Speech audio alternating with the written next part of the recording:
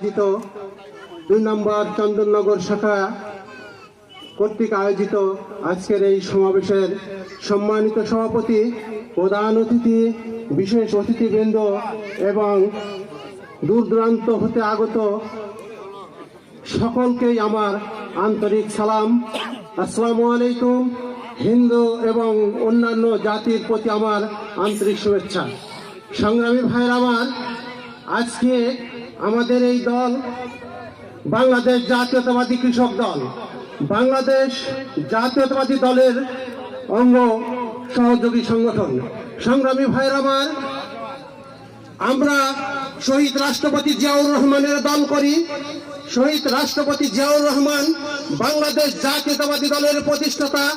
তিনি যেমতো আমাদের এই দেশকে স্বাধীন করার জন্য তিনি স্বাধীনতার ঘোষণা দিয়েছিলেন 1971 সালে কালুরঘাট বেতার কেন্দ্র থেকে, তিনি তদুপরি আমাদের একটি দল উপহার দিয়ে গিয়েছিলেন। সেই দলটির নাম কি? বাংলাদেশ জাতীয়তাবাদী দল। সংগ্রামী ভাইয়ের আমার, আমি মনে করি আমরা প্রত্যেককেই যেই দলই করি না কেন, যেই দলেরই সংগঠনের সঙ্গে জড়িত থাকি না কেন, সেটা বিএনপি হোক, যুব দল হোক, ছাত্র দল হোক, কৃষক দল হোক, শ্রমিক দল হোক, তাঁতি দল হোক, সবই কিন্তু বাংলাদেশ জাতীয়তাবাদী দলের প্রতিষ্ঠাতা শহীদ রাষ্ট্রপতি জিয়াউর রহমানের গড়া দল বাংলাদেশ জাতীয়তাবাদী দল, বিএনপির অঙ্গ সহযোগী সংগঠন।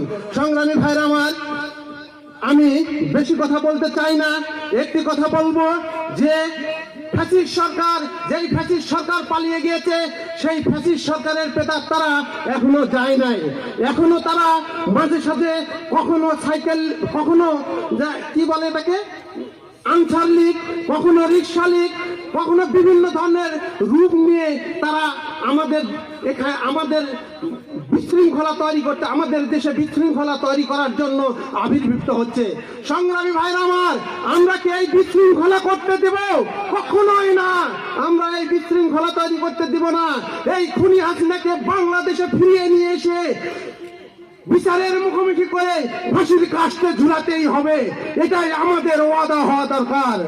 সংগ্রামী ভাইরা আমার, বাংলাদেশ জাতীয়তাবাদী দল কখনো পালায় না।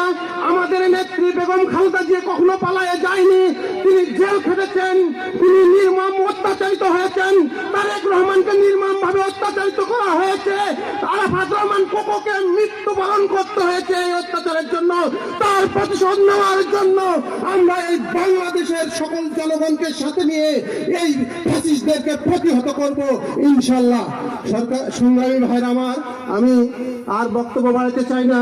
সকলকে ধন্যবাদ জানিয়ে আমি আমার বক্তব্য শেষ করছি। খোদা হাফেজ। বাংলাদেশ জিন্দাবাদ। শহীদ জিয়া অমর হোক। খালেদা জিয়া জিন্দাবাদ। তারুণ্যের অহংকার তারেক রহমান। ধন্যবাদ সকলকে, ধন্যবাদ।